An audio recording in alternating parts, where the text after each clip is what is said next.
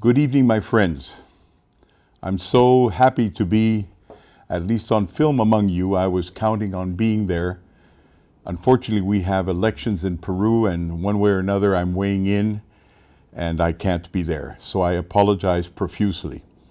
Also to myself, because I was really counting on it. I've lived in Geneva 30 years, so I'm fully an educated Genevois. So sorry again. I've just been seeing now on the invitation that I am labeled as a liberal political economist in times of cultural and economic crisis. I was educated at the University of Geneva and in Haute Études Internationales. One of my professors was, of course, a much admired and deservedly so, Wilhelm Röpke, who I listened to his courses. He probably didn't identify me in any way or another. Of course, I was, 21, 22 years old. But I absorbed his wisdom like that of other professors I had. And it was a marvelous education because at Haute Études Internationales, it was history, it was law, and it was economics, all three at the same time and very intensely.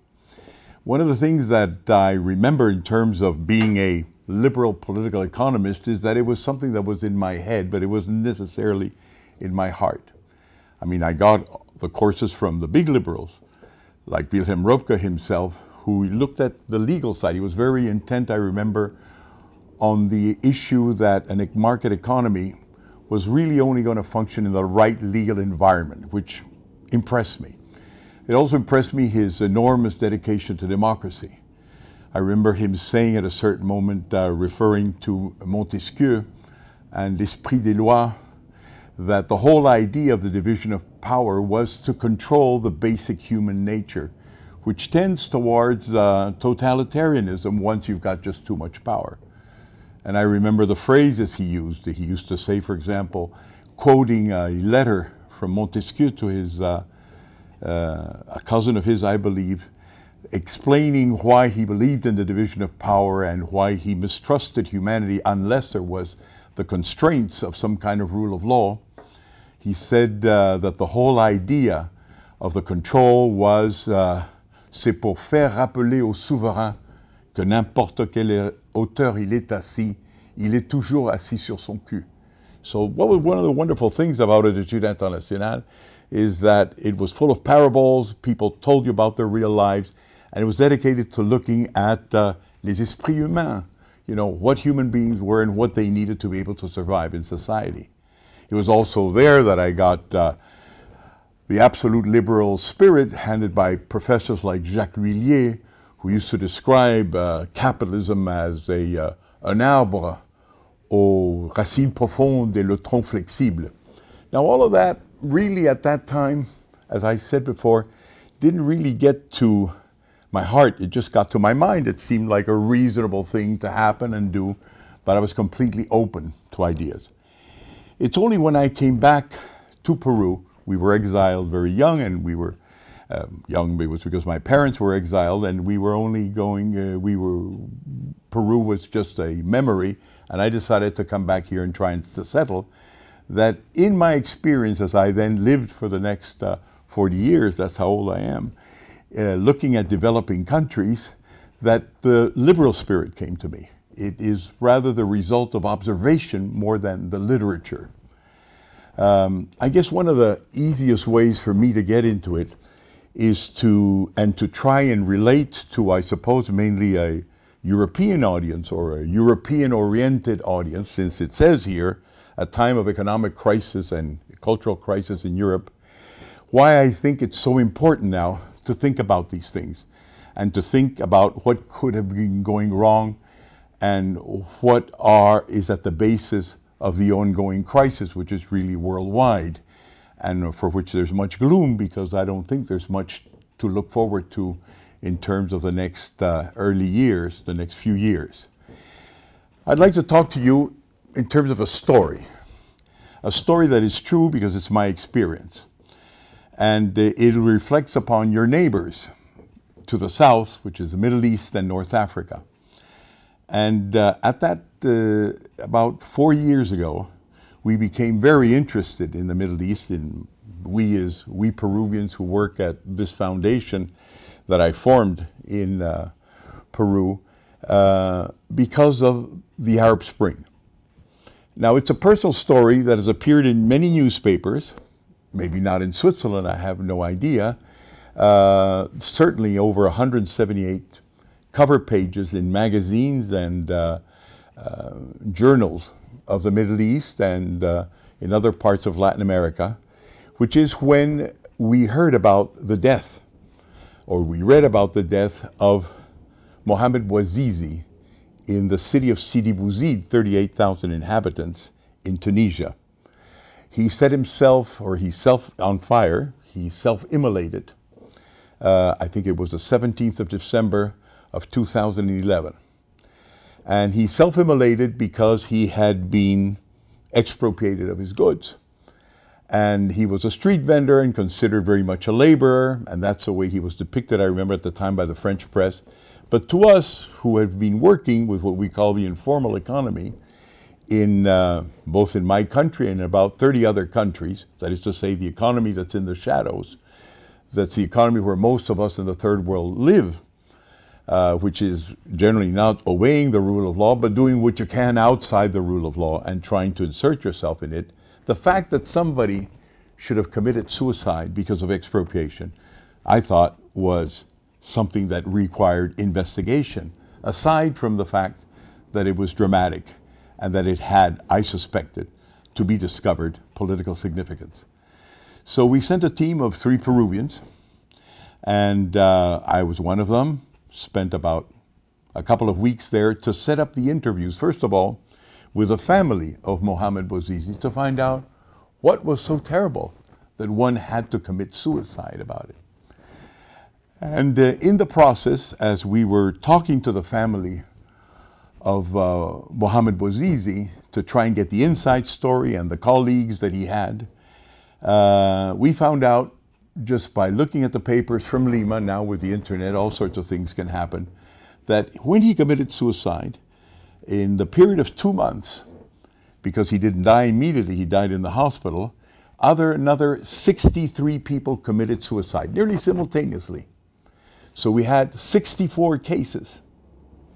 64 cases of people who committed suicide for pretty much the same reasons. And we found after a while, because our mission there lasted in Tunisia and in the rest of the Middle East about 3 years, off and on, of discovering who these people were, and we found out that about 37 had survived of their burns. They had been extinguished with blankets, with newspapers. 37 survived, and we were able to interview about half of them.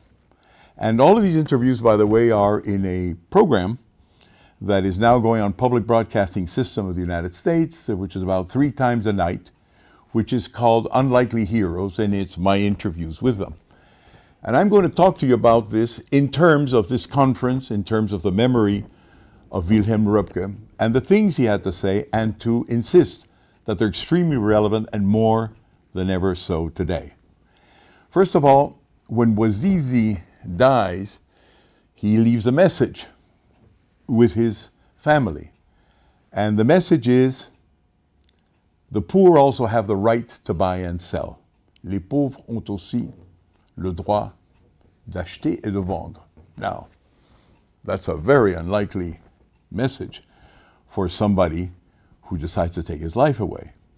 And what we found out is that he had actually suffered much more than the expropriation of his goods.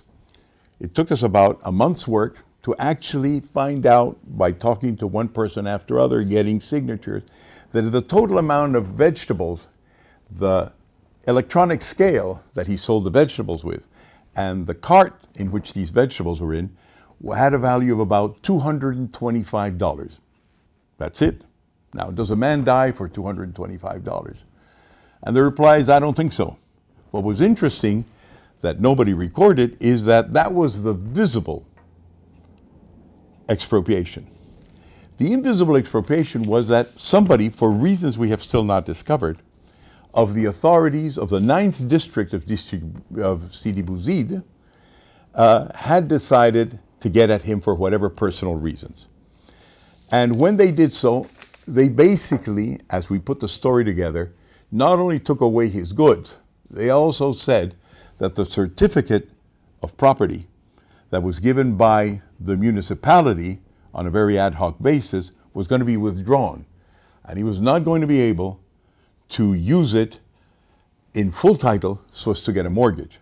Now, if he didn't get a mortgage, he wasn't going to be able to set up the business that he was going to put together with his partners, business which consisted in essentially buying at least one truck, if possible 2 trucks, to actually get his wares from the countryside directly to the market and make a further margin. But not only that, they were going to not give him the right to associate. The right to associate in a legal firm meant that he was going to be able to work outside his family.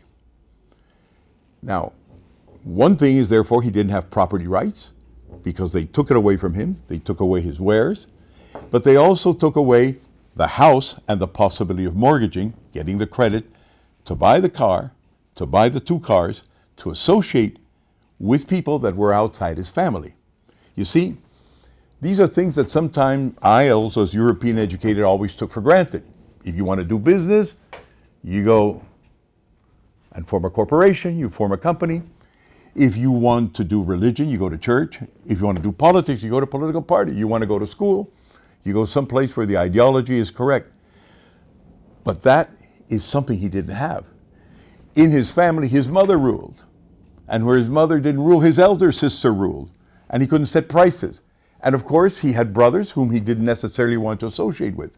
While all of us who are within Western law can actually associate with whoever we want to. He could not. That's why for him it was crucial to be with like-minded people and to have associates that had qualities that he didn't have, and he wanted to do it outside the family.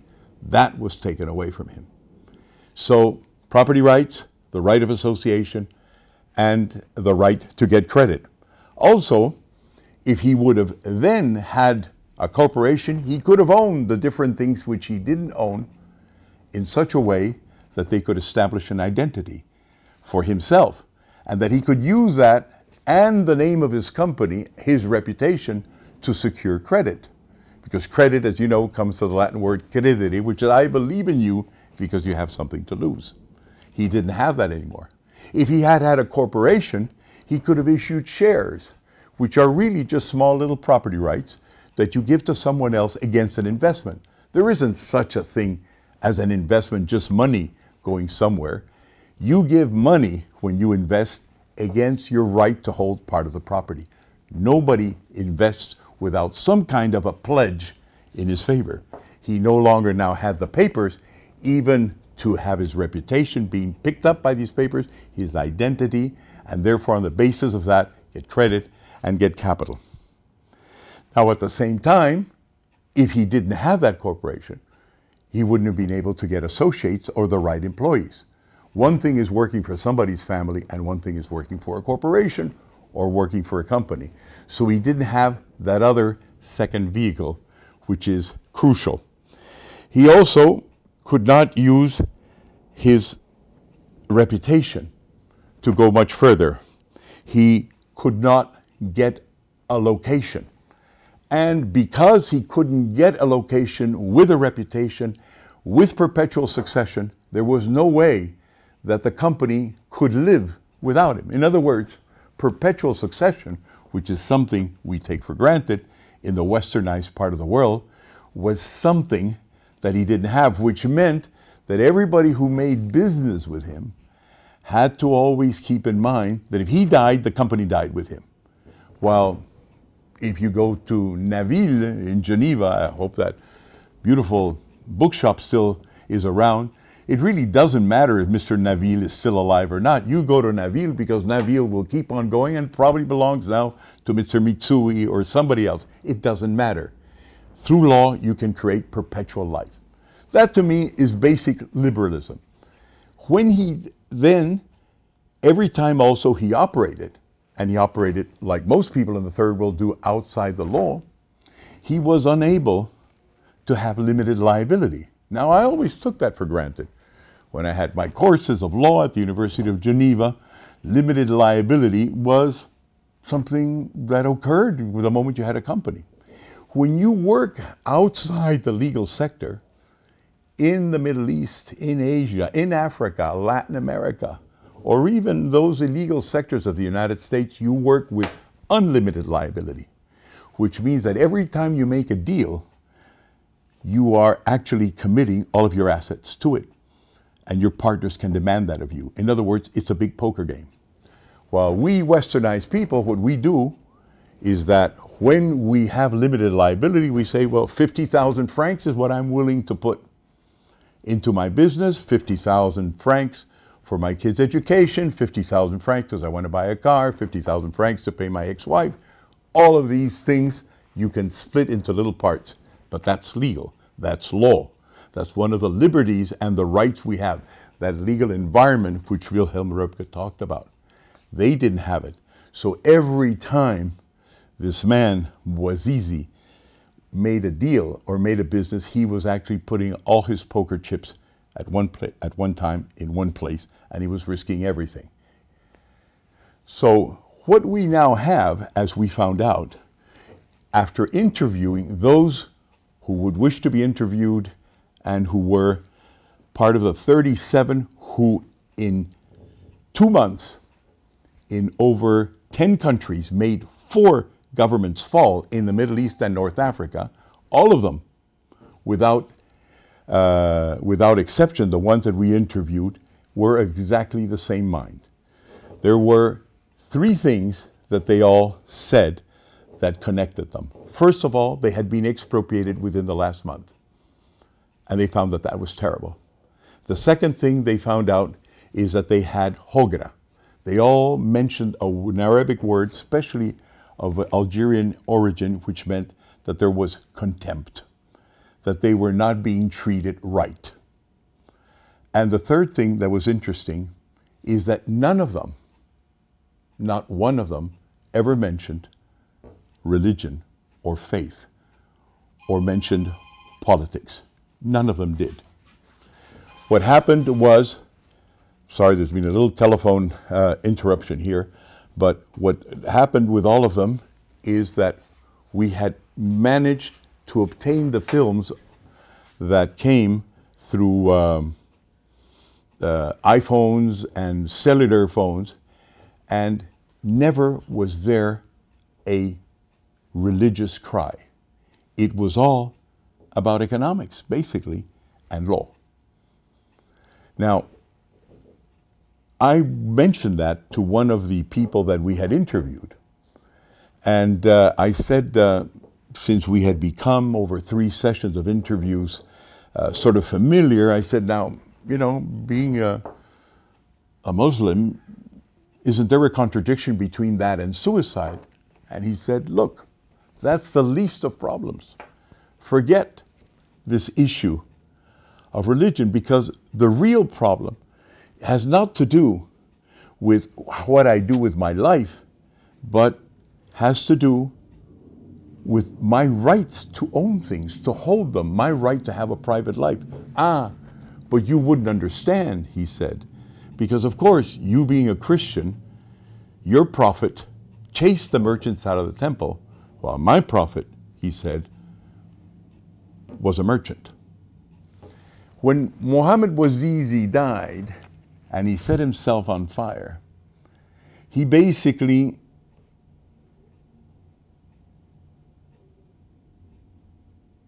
was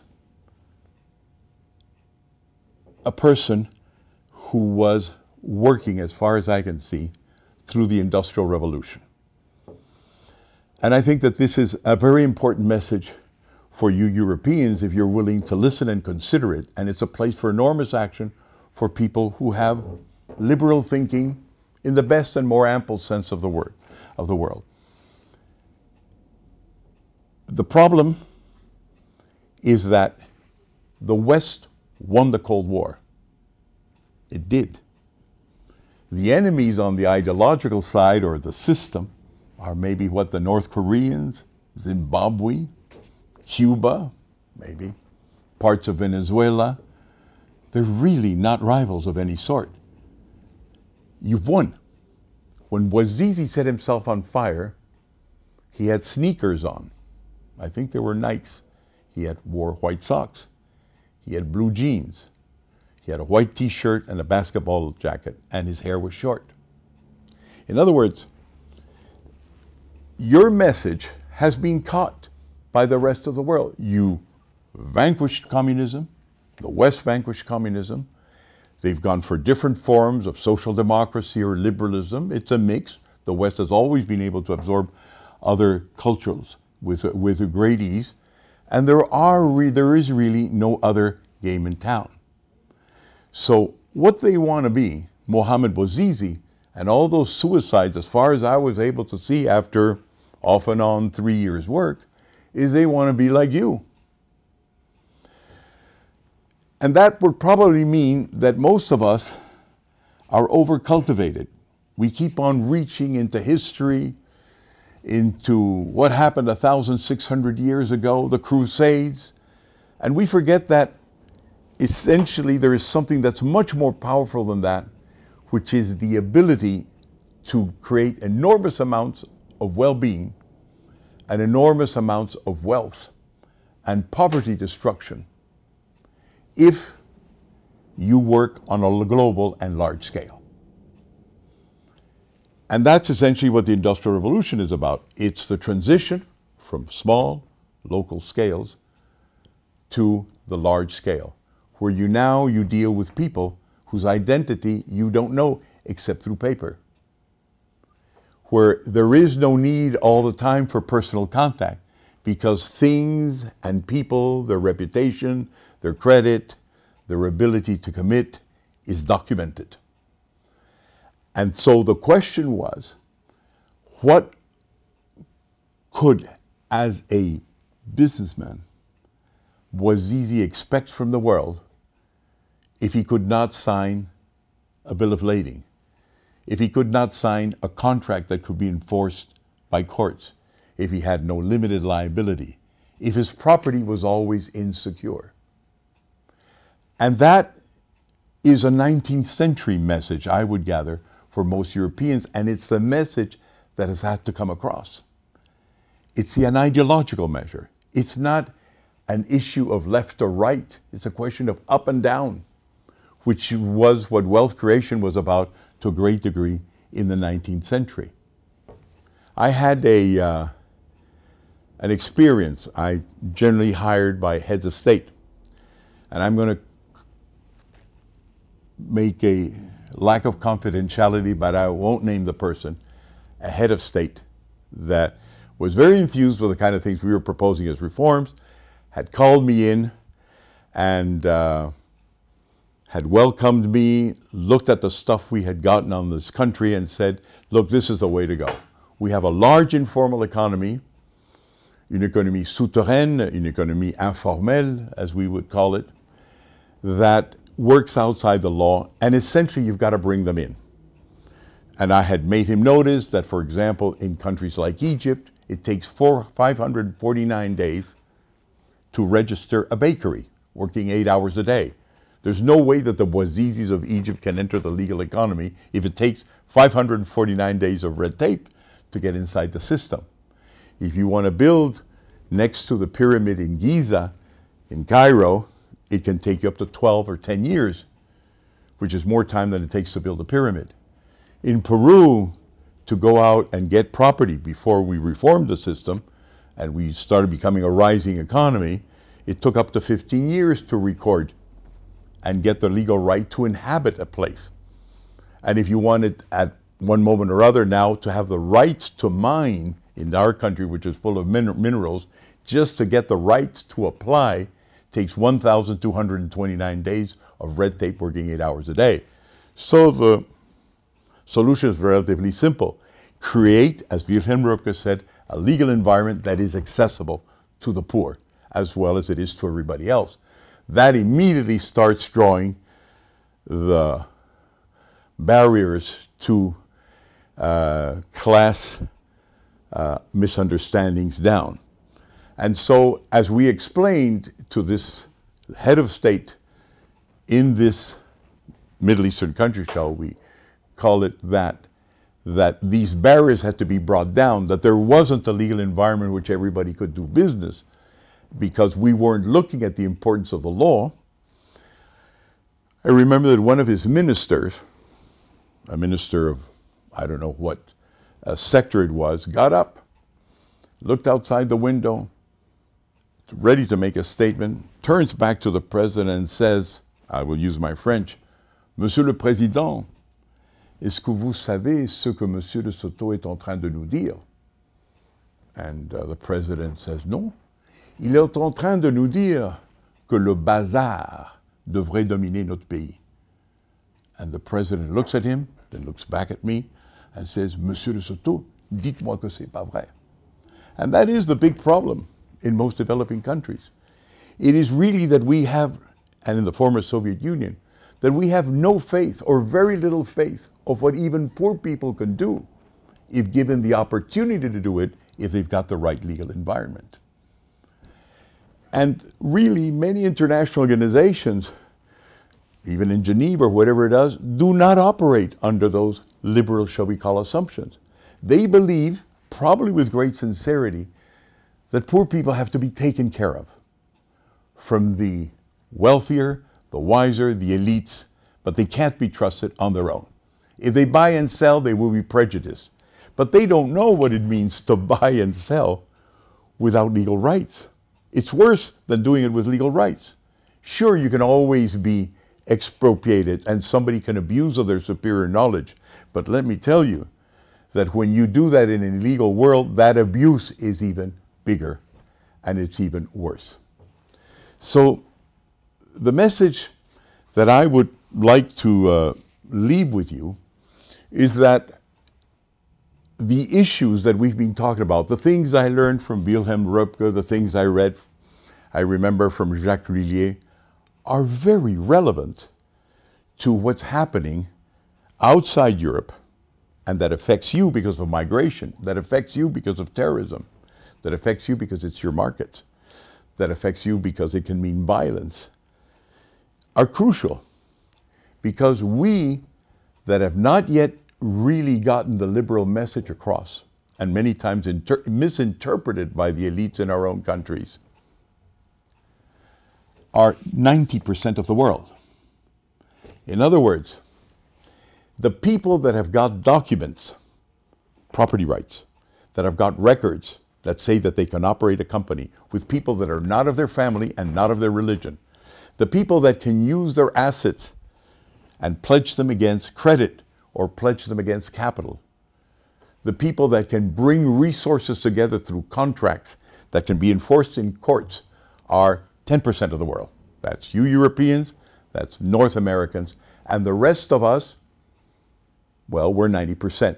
We have elites, like in Peru, like they have elites in Tunisia, and so toss in another 10, 15% if you want to, where we have a westernized part of our society which sells all sorts of things to you, from rugs to some machinery to sometimes airplanes. But the 80%, the 70% of the world does not have those rights. And that, if you think about it, means that we are somewhere in the European 19th century. And everybody is not blind. Everybody has seen that capitalism actually works. There is no other game in town. It's not a question of technology. You can have a poor country like North Korea, whose soldiers, when they migrate to the south, weigh about 42 kilos or 40 kilos, that can produce atomic bombs and they can produce missiles. So the issue is not technology. You know, technology grows like wild hares in Australia. The issue is how you get your society organized under the rule of law. And that's a liberal message. And it's a question of understanding that we are not dominated by our past. Capitalism has won the game. It's not perfect. The proof of it is the financial crisis we have right now. But it's a whole lot better than what's going on in the rest of the world. And it's only, as I was saying, as I've lived these things in the third world and traveling through former communist nations, that all the lessons that I learned in Geneva through great liberals actually came alive. Before, it was just an intellectual position. It was something I'd love to do in a cafe. I was discussing with my friends. I like to write books about this.